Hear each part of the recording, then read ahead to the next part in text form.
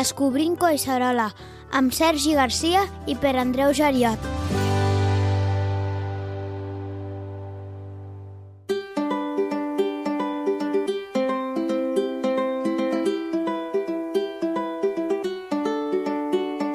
Hola, Sergi. Bon dia, Per Andreu. Avui som en un dels llocs aquells pintorescs de Collserola. No t'ho imaginaves mai, no? No, mira, vaig fer el mateix comentari, em sembla, la vegada aquella que vam visitar les mines de Sant Feliu. Doncs avui tornem a estar sota terra. Sí, en una mina diferent, amb usos diferents, que venim a descobrir a veure què ens expliquen. I ens acompanya un vell conegut, que és el David Rovira, l'historiador d'Aigües de Barcelona. David, bon dia. Hola, bon dia, què tal? Moltes gràcies per repetir. I tant, encantat. Explica'ns on som. A veure, ara ens hem entrat en un lloc realment especial, molt singular. Sempre que vinc jo parlem d'instal·lacions en actiu, perquè és la meva feina des del Museu de les Aigües i Aigües de Barcelona i també dins de Veolia. Estem dins la mina Grot. Val? Ha costat una mica entrar perquè, com sabeu, és un lloc on s'han de prendre moltes mesures, moltes precaucions. Estem en un espai on hem de fer anar uns EPIs. Per tant, clar, havíem de prendre totes aquestes precaucions. És un espai que realment no es pot obrir a la ciutadania, no es pot entrar de cap manera. Per tant, avui podem dir que som uns privilegiats en tots els sentits. I també remarcar que és una infraestructura que està totalment en actiu. D'acord? Per tant, s'ha de tenir les seves mesures, les seves precaucions. És una infraestructura de Veolia que transporta aigua des de Barcelona fins a Sant Cugat i Sabadell, el que fa que el sistema d'abastament sigui molt robust, sigui resilient i es pugui portar d'aigua d'un punt a l'altre per cobrir necessitats. Parlem de l'origen. Com neix la mina Grot?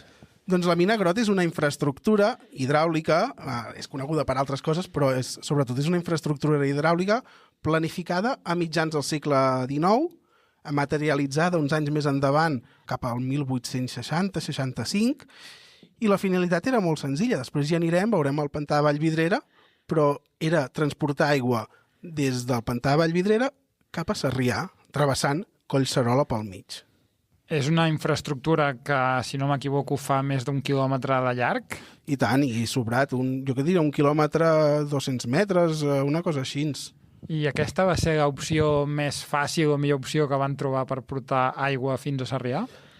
En aquell moment es pensava que sí, perquè al final teníem el punt de captació, que era el pantà de Vallvidrera, travessar per al punt més lògic amb una certa pendent. Ara, si anéssim mirant la pendent d'aquesta mina, anirem veient que fa baixada. Per què? Doncs per fer que l'aigua arribés a pressió en els punts més alts de la vila de Sarrià. Hem de pensar una Sarrià de 4 a 5.000 habitants en creixement, evidentment que no estava encara dins de Barcelona, o sigui que no hem de pensar en Barcelona, hem de pensar en aquesta petita vila. Deies que la infraestructura està en actiu, però sí. Aquí, on ara veiem aquesta canonada o una doble canonada, hi havia arribat a passar un trenet, no? Efectivament, estem en un moment que algú va veure l'oportunitat, un tal Alibert Alemany, que volia fer en tot aquest entorn el Lake Valley. Era una espècie de parc d'atraccions. Potser era diferent al del Tibidabo, no? Amb un altre tipus d'atraccions, més de contacte amb la natura, més de fer pícnics, més de descoberta de l'entorn. I per fer això, doncs, l'atracció estrella, diríem, era un trenet que passava per al mig de la mina Grot. Es va compaginar, diguéssim, l'ús d'aigua, d'infraestructura d'aigua, que passava per un canaló per el terra, per sobrepassava la via, i llavors el tren transportava la gent des de la zona del pantà de Vallvidrera fins al peu del funicular. I així es permetia connectar Sarrià amb l'altre vessant de Collserola, sense haver de pujar a dalt i tornar a baixar. Per tant, era una infraestructura que facilitava molt el transport i accedia en aquest projecte de l'Heribert Alemany amb connivència i amb el suport, en aquest cas, de l'Ajuntament de Sarrià. Ens hem de situar abans del naixement del parc d'atraccions del Tibidabo. No, estem a posteriori, A veure, les idees també potser són coetànies, potser hauríem veure l'èxit, en aquest cas, del parc del Tibidabo, d'atraccions del Tibidabo, com era un factor d'atracció, i van veure una oportunitat de negoci, evidentment. Però la durada va ser curta. La durada va ser efímera, pràcticament. Estem dient que es va planificar el 1906, tota aquesta instal·lació, el 1908 es va executar, i el 1916 ja tenia la sentència de mort, diguéssim, ja estava tancada.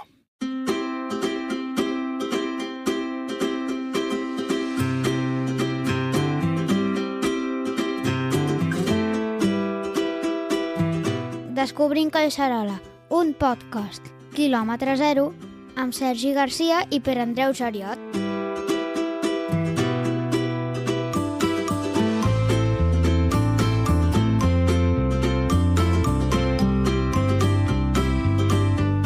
Si ubiquem una mica qui no coneix Gamina, de quines dimensions estem parlant del tub de Gamina? Perquè aquí passaria un trenet, hauria de ser un tren petit.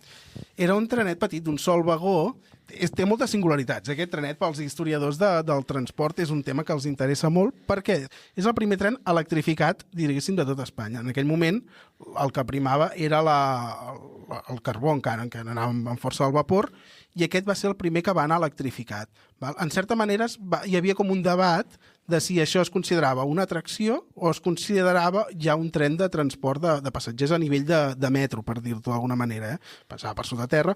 L'únic que, a veure, ara, per exemple, el Sergi, que és alt, no? Jo sóc una mica baixet, doncs el Sergi, quan acaba la volta, ja toca el cap. Jo no toco el cap. Podeu imaginar, doncs això són 2 metres d'alt màxim. Imagineu passar un trenet, no? La gent situada en un vagó, sentada, al final és una espècie de tren de joguina, no? La via era de 600 mil·límetres, o sigui que ja podeu imaginar, no té res a veure ni amb metros ni amb instal·lacions que coneixem fins ara. Per tant, era una instal·lació de joguet, de part d'atraccions, per dir-ho d'alguna manera. Tot i que sí que es va utilitzar per transportar gent, i quan es va començar a construir, quan es va començar a allargar la via de ferrocarrils, els actuals ferrocarrils de la Generalitat, sí que es va fer servir per transportar materials, per transportar obrers d'una banda a l'altra. Per tant, va ser com una infraestructura auxiliar durant la construcció dels ferrocarrils.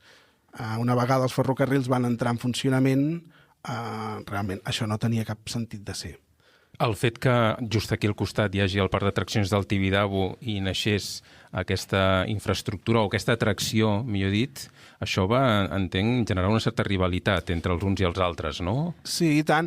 El que va passant aquí és que realment el Tibidabo també era una iniciativa privada que ho va veure com una competència. També hem de tenir en compte que els del funicular també, en certa manera, ho veien com una competència, tot i que van facilitar la intermodalitat de connectar-se una cosa a l'altra. I el propi promotor, l'enginyer que ho va promoure, Carles Muntanyès, també va veure l'oportunitat de que realment això és una instal·lació que ens quedaria curta i a aliança amb el Pearson doncs va començar a promoure aquesta prolongació dels ferrocarrils per superar aquesta instal·lació. O sigui que el propi enginyer que la va planificar va estar lluitant per la seva viabilitat econòmica, després va veure l'opció de que realment no tenia futur, estava en un entorn molt competitiu. I, de fet, dels anys en què va estar en funcionament, una part d'aquests anys va estar judicialitzat fins que no es va poder tenir l'aprovació definitiva pel funcionament d'aquest trenet. Va ser un moment, en certa manera, de conflicte judicial, fins que no van aconseguir-ho. Però bé, al final el que ho marcava és l'economia i era un projecte que era totalment inviable. Un cop aquest trenet es tanca, la infraestructura es transforma fins a arribar als nostres dies? Una mica com va evolucionar posteriorment? Doncs el sistema aquest, el model ara que tenim de passadís, diguéssim, o de passera per passar tota aquesta infraestructura hídrica és dels anys 50. De fet, a Aigües Sabadell, el seu origen està en aprofitar aquesta interconnexió per fundar-se. O sigui que és una segona vida la que té ara, no? La primera és l'ús del pantà, queda obsolet, no serveix, el trenet, que conjuga les dues iniciatives. Després, el sistema d'abastament aquest va quedar també superat de seguida i és fins als anys 50 on es veu l'oportunitat d'aprofitar tot aquest túnel, tota aquesta infraestructura per passar aquestes noves xarxes cap a Sabadell i posteriorment cap a Sant Cugat. Dels 17 als 50 que tanquen? És una infraestructura morta aquí, sin uso. Que potser anava passant aigua perquè ja va sola, però sense ús. Bé, un cop ja hem descobert una mica la història de la mina Grot, quin seria el següent pas, David? Doncs ara hem d'anar a conèixer els orígens, l'Elies Rogent i tota la història del pantà de Vallvidrera, que és una història molt apassionant també. Doncs som-hi.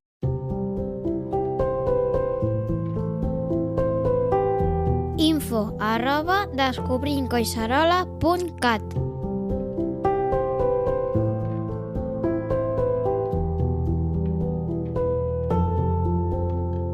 Bé, hem deixat la mina Grot, ara som just a... Això que és el mirador del pantà, Això és el mirador del pantà, sí. I hem de parlar, ho deies abans, de la història del pantà de Vallvidrera, que una mica aquí va començar tot, no? Sí, la mina Grot sense el pantà realment no tindria cap mena de sentit de ser. O sigui que l'important és parlar del pantà, que és l'espai que tenim aquí. Amb quina idea es crea el pantà? I qui és qui el construeix? Perquè aquí hi ha una infraestructura al darrere, no? Sí, doncs a veure, al final és un empresari, Campanyà i companyia, que veu que Sarrià, la vila aquesta que parlàvem dels 4.000 habitants, està creixent, les necessitats hídriques, com va passar arreu del món, pràcticament, arreu dels països desenvolupats, no? Cada vegada necessitem més aigua pel nostre benestar, per millorar la qualitat de vida, i això es va convertir en una oportunitat per aquesta persona, per la companyia Campanyà i companyia, i va encarregar un dels arquitectes més importants d'aquella època, l'Elies Rogent, doncs, mirar les opcions per abastar aquesta vila de Sarrià, no? Que també ja començava a tenir indústria i estava creixent. Com hem dit abans, encara no és la de Gran Barcelona. L'Elies Rogent era un dels arquitectes més rellevants de l'època i havia fet alguna coseta ja a Mataró, havia fet la presó de Mataró, després és conegut per la Universitat de Barcelona, la recuperació, la restauració del monestir de Ripoll, i tenia una certa especialització en hidrologia. Però s'ha de dir que aquesta és la seva primera obra en aquesta matèria. Després en vindrien altres. Després l'Elies Rogent va fer un projecte de desviar les rieres, diguéssim, de Mataró, una ciutat on són conegudes les grans riuades que hi ha, i va fer un projecte per desviar-les i fer que el centre de Mataró no s'inundés. Aquest projecte realment no es va materialitzar, sí que hi havia una necessitat, però es va materialitzar més endavant. També va fer un altre projecte més endavant per desviar torrents aquí a Barcelona, que també era un problema que era important, i de fet a la llarga s'han anat desviant torrents i moltes rieres. I després també va treballar per nosaltres, per Aigües de Barcelona. En aquest cas va fer un projecte per millorar el rendiment de l'aqüeducte de Dos Rius, tota una xarxa que va ser el primer gran abastament, diguéssim, de Barcelona. O sigui que era un arquitecte que es va especialitzar molt en hidràulica, però aquest és el seu gran primer projecte en aquesta matèria. El fet que es anés a buscar Elies Rogent indica que era un projecte ambiciós o perquè se'l va buscar amb ell que era arquitecte de moda, per dir-ho d'alguna manera? Doncs és molt bo el que tu dius, perquè és veritat. Si vas a buscar el gran arquitecte del moment és perquè tu li vols donar protagonisme, no? en aquesta instal·lació. De fet, aquest pantà, aquesta infraestructura que conforma el pantà i la mina Grot anava a transformar la quotidianitat a Sarrià, no? Anava a fer que les persones ja no haguessin d'anar a la font a buscar aigua, no haguessin de pujar a anar a les mines. Una aigua, en principi, que havia de ser abundant, que havia de ser contínua, però que després, amb el temps, doncs, es va veure que realment no podia ser així, perquè Sarrià anava creixent. I, a més, aquí, com s'ha pogut veient a l'actualitat, doncs és un espai en què l'aigua puja i baixa, no? Vull dir que s'omplia en èpoques de fortes pluges i s'acabava buidant. Per tant, no garantia aquesta continuïtat i s'haguien de buscar solucions alternatives. Quan es construeix el pantà i quina vida té? El pantà, com la mina, són paral·lels, són coetanis. Es comença a planificar a mitjans del segle XIX, fins al 1864 no entra en funcionament. La vida, diríem, que realment vida com a sistema d'abastament, igual que la mina Grot com a trenet, pràcticament res.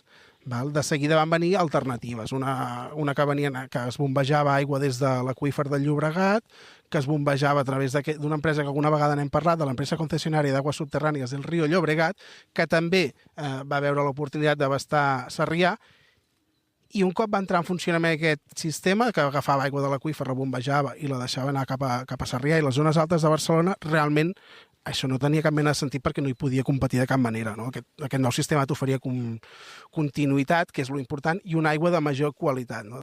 De fet, aquí és aigua que està en superfície, per tant, no pots garantir, encara que vulguis, la qualitat de l'aigua, perquè és vulnerable a factors externs, i en canvi l'aigua que et venia de l'aqüífer doncs, tenia major qualitat, en aquest cas. Dius que va quedar obsolet de seguida. Quina capacitat té aquest pantà? Doncs segons, totes les infraestructures tenen la seva fitxa, segons la fitxa que m'he portat aquí, perquè si no les dades les podem oblidar, 24.000 metres cúbics. Això serien 24 milions de litres d'aigua.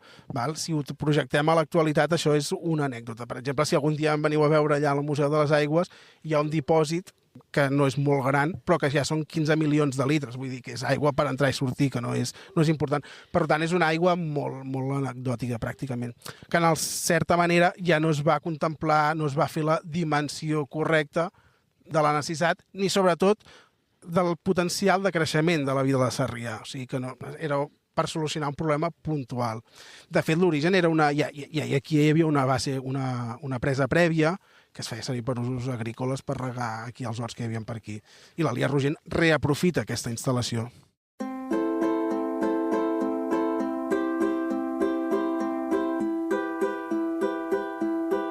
Ens agrada Collserola.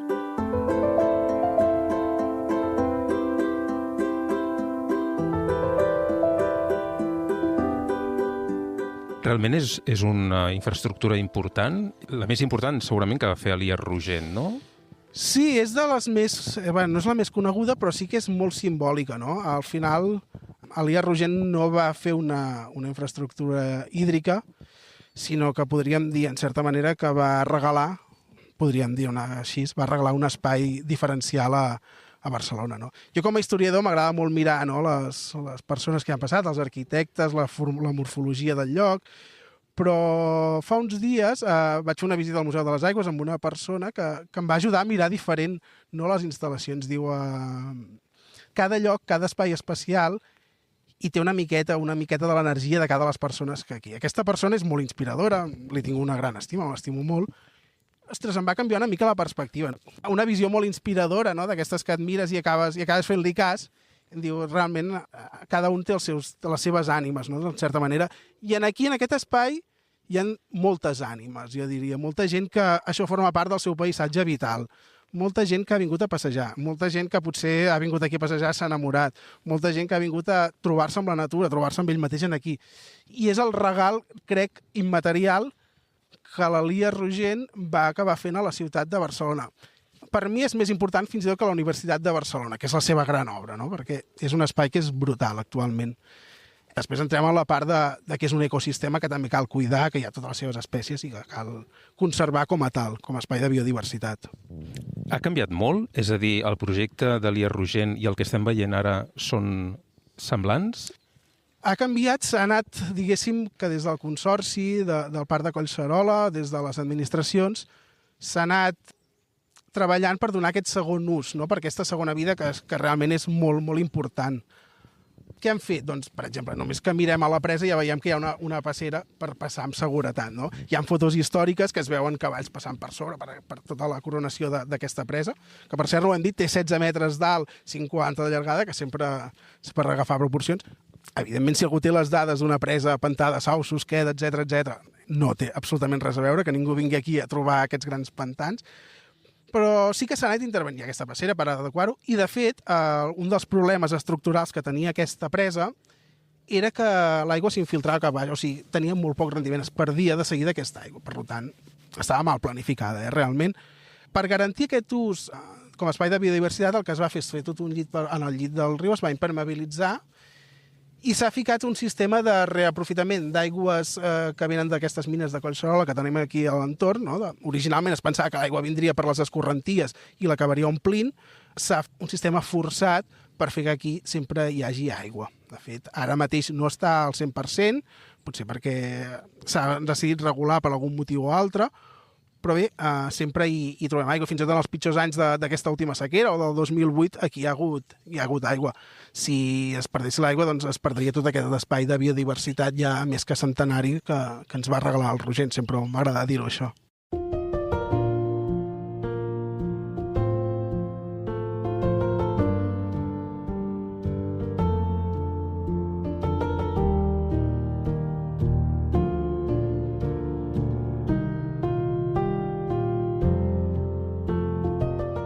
Estem escoltant moltes espècies, sobretot ocells. A veure, ara també estem en una època que està hivernant, però si vinguéssim a la primavera, això ha de ser una de sorolls, hi ha una pau que realment et fa trobar amb tu mateix, no? Diria, jo mateix algunes vegades he pujat aquí simplement per tenir aquesta pau o aquesta necessitat de trobar-te amb la natura.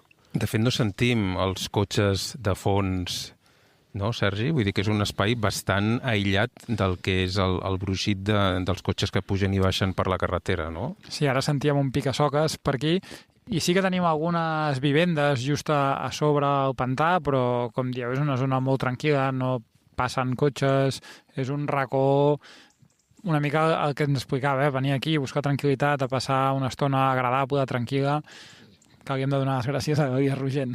Per això, que l'Elias Rogent és la gran aportació que jo crec que ha fet a Barcelona.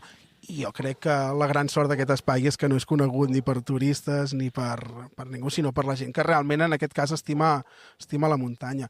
De fet, penso que aquest espai és una síntesi, no?, de tot el que és Collserola. L'hem mirat Collserola com un espai d'extracció de recursos, no?, les mines, l'aigua, com un espai d'oci en què hem construït grans coses per oci, no?, sense pensar en la natura. I ara, al final, potser ens està donant una lliçó, no?, tot, no? I ara és un espai que realment és de natura i de gaudi, però en aquest sentit més espiritual, no?, com us comentava al principi, d'aquesta persona que em compartia les seves maneres de veure les instal·lacions i els llocs. És un espai molt, molt espiritual.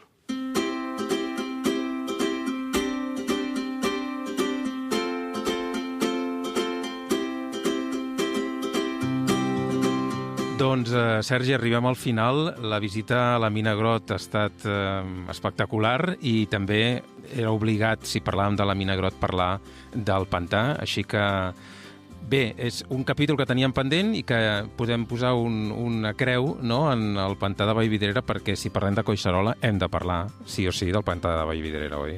Sí, una mica el que hem dit durant el capítol, és un espai especial, amb molta història, amb molts usos al llarg dels anys, que havia de sortir el capítol, que segurament hi tornarem per abordar altres vessants d'aquest pantà. Estaria bé, potser, que la gent ens deixi comentaris o ens enviï per correu si tenen alguna història relacionada amb el pantà de Vallvidrera, o si coneixen algú que va pujar al trenet de la mina, un avi, un pare que va pujar al trenet de la mina en el seu dia, que ens ho deixin a comentaris a Spotify, a YouTube, a X, a Instagram o a Facebook. I si ens volen enviar un correu electrònic, el nostre correu és info@descobrimcoixerola.cat. I si en volen més, que sàpiguen que tenim un butlletí setmanal, oi que sí? Més Collserola, on cada dijous expliquem coses relacionades amb tot Collserola.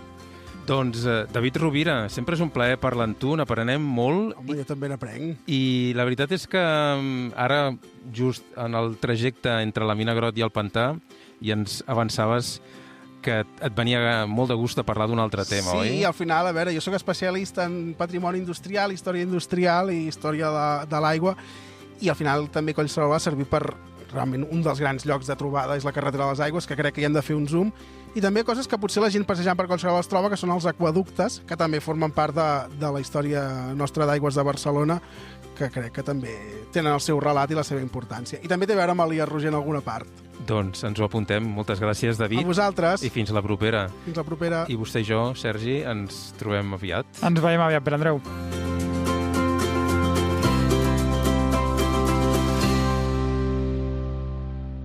Descobrint Collserola.